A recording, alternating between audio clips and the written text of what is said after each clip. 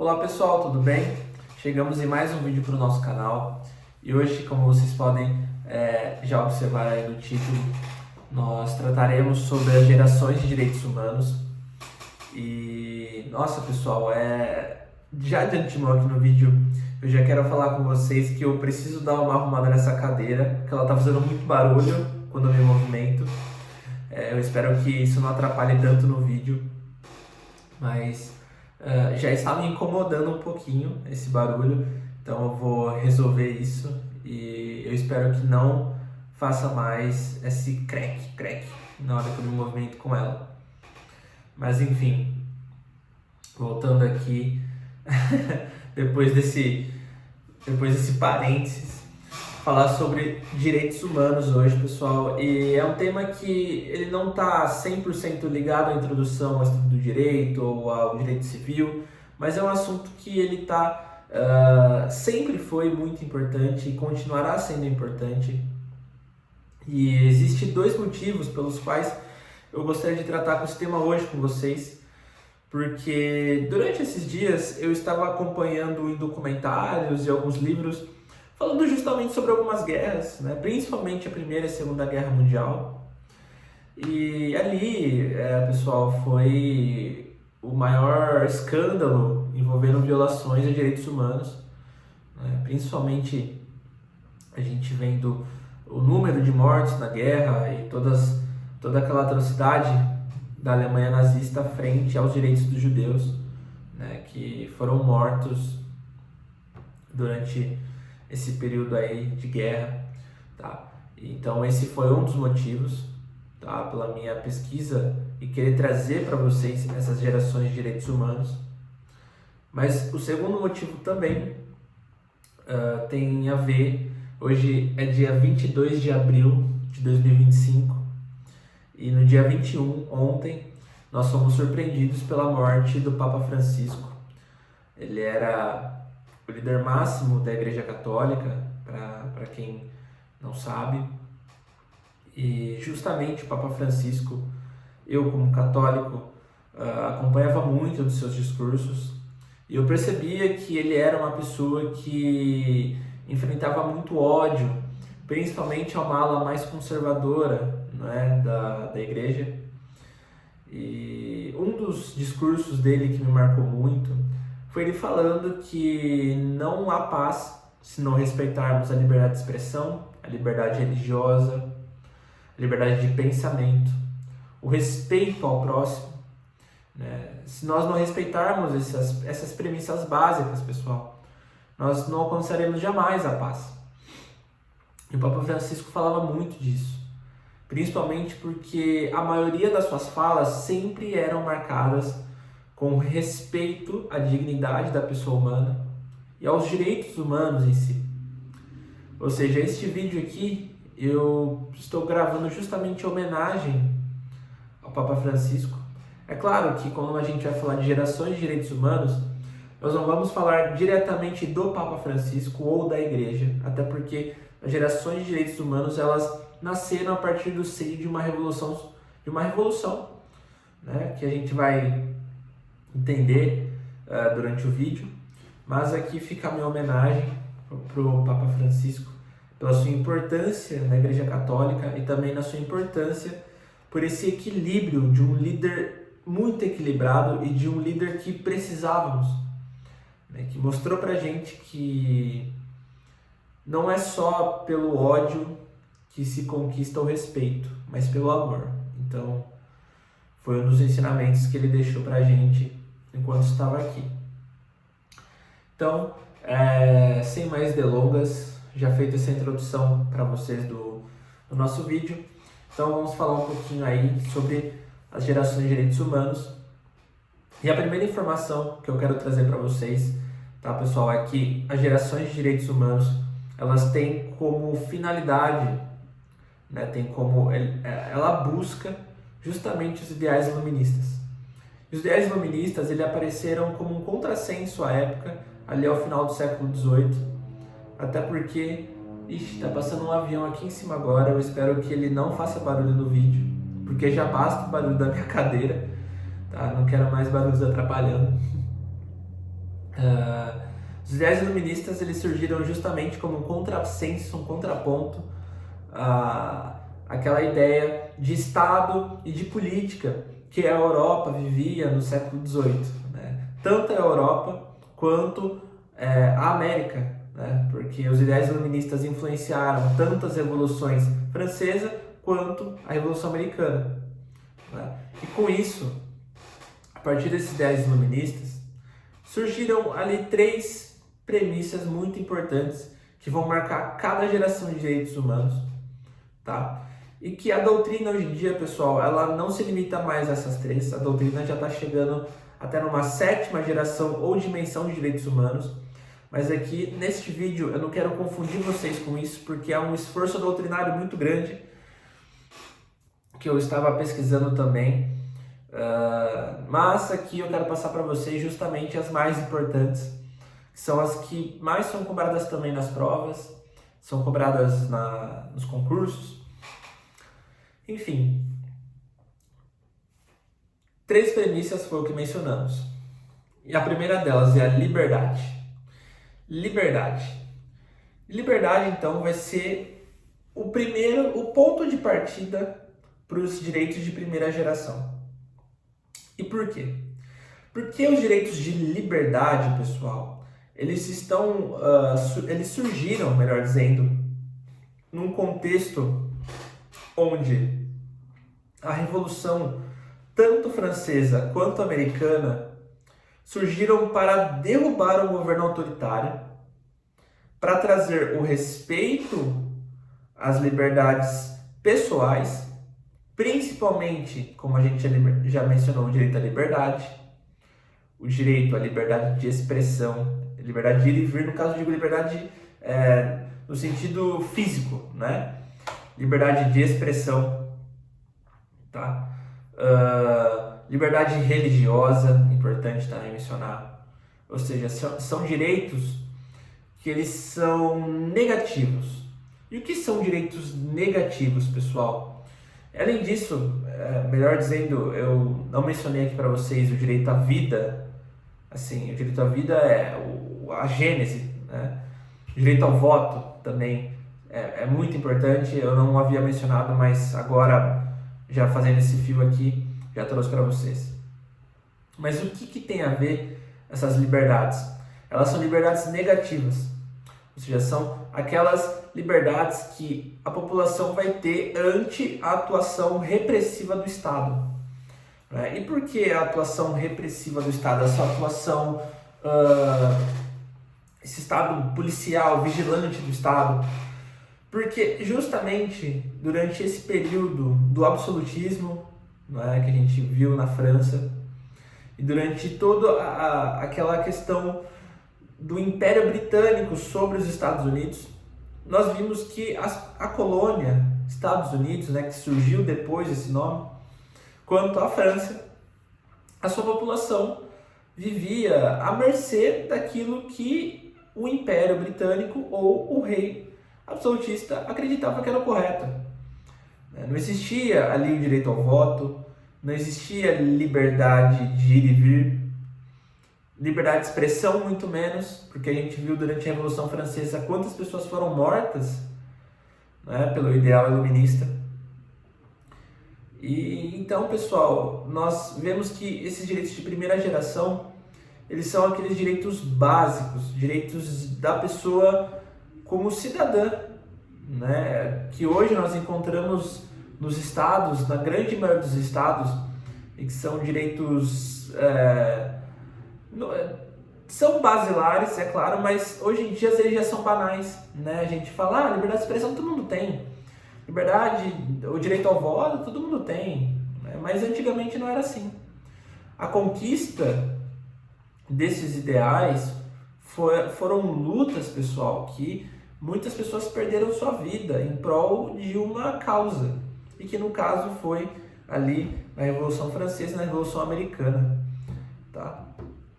Então, sobre a primeira geração de direitos humanos, são os direitos negativos ante ao Estado, tá? Os direitos civis e políticos.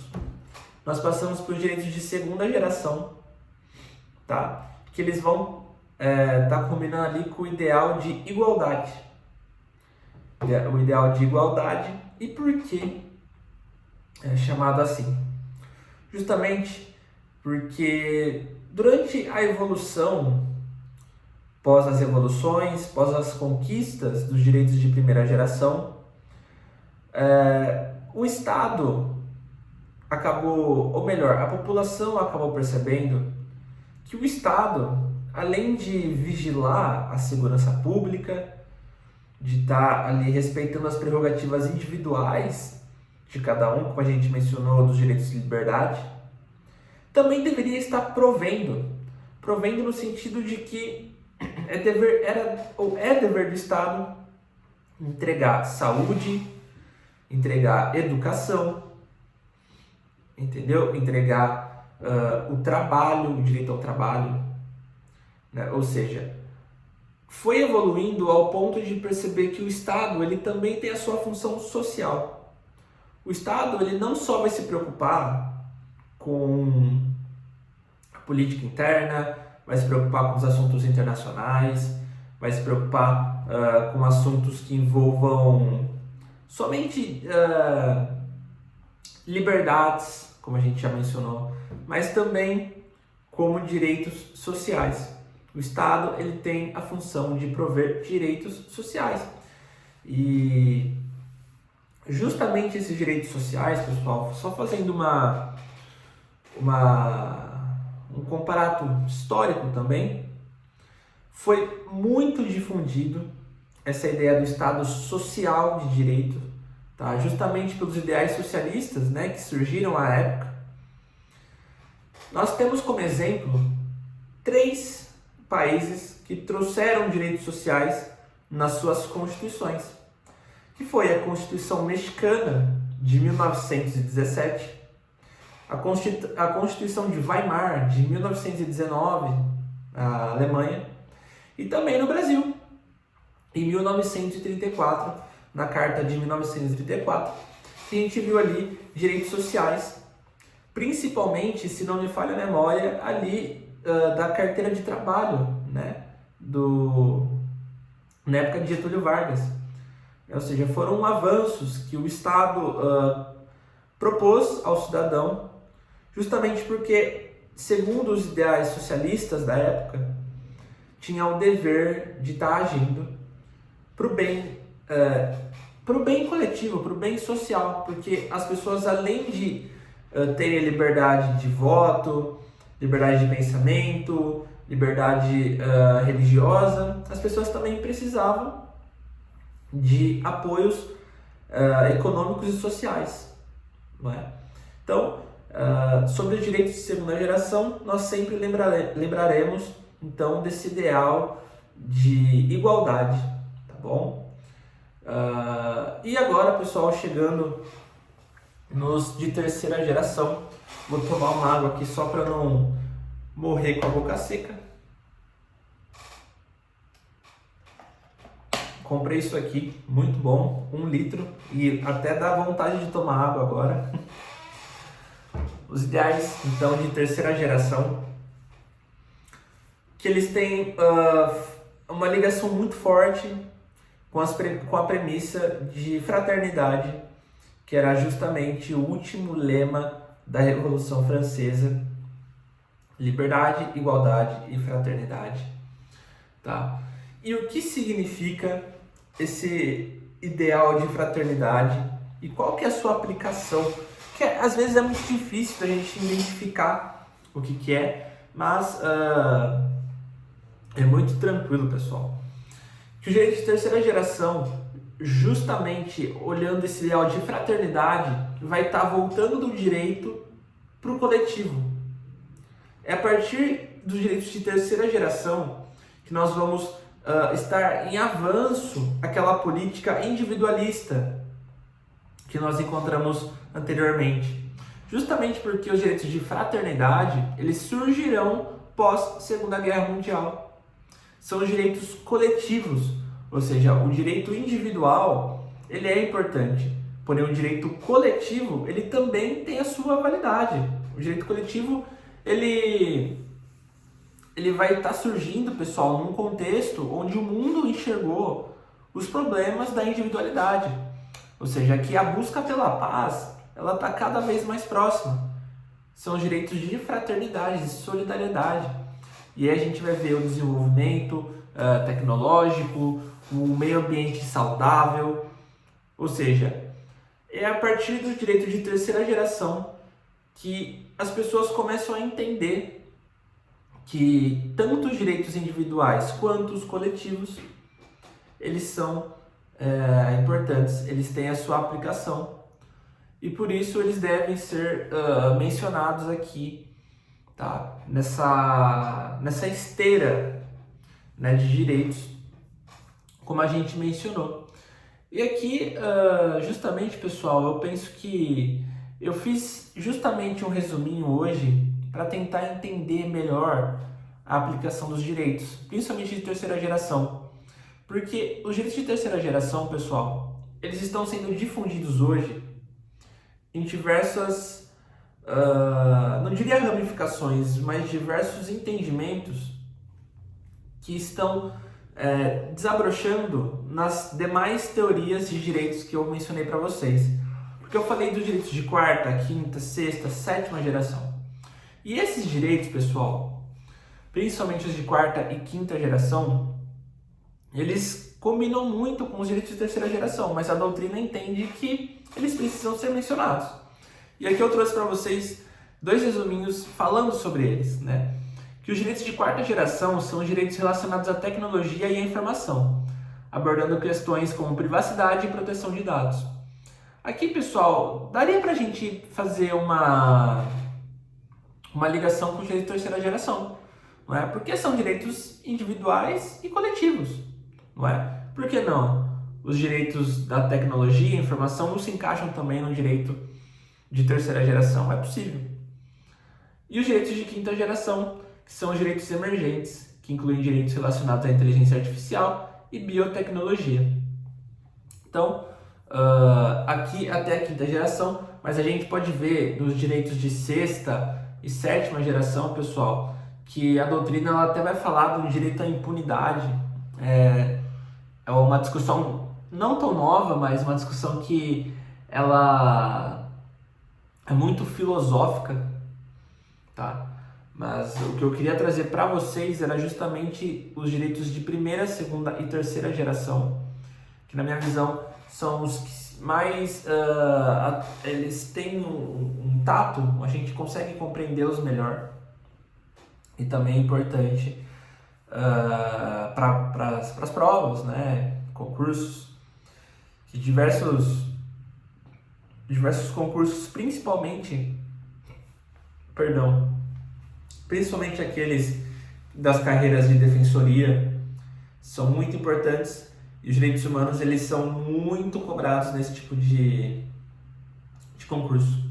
Então, fica aqui a minha ajuda, né, para você que está querendo pesquisar mais sobre esse tipo de assunto ou que está estudando para a prova, né, fica aqui a minha contribuição. Mas eu acredito que quando nós vamos falar de direitos pessoais, apesar da gente ter mencionado o direito de primeira, segunda, terceira geração, quarta geração, quinta, sexta geração, os direitos eles não têm hierarquia entre si. Os direitos eles se correlacionam. Os direitos eles estão numa relação de igualdade, né? Nenhum direito é mais importante que o outro. Isso é importante mencionar, porque às vezes a gente tem essa ideia de que por tal direito ter vindo mais cedo do que o outro, ele tem mais importância, e não é isso.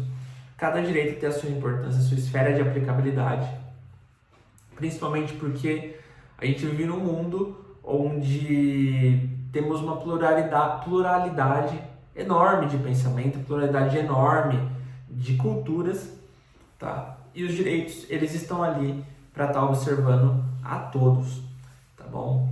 Então, mais uma vez aqui, eu vou agradecer a vocês por estarem acompanhando os vídeos, por estarem aqui comigo e principalmente por todo o feedback que vocês estão me dando.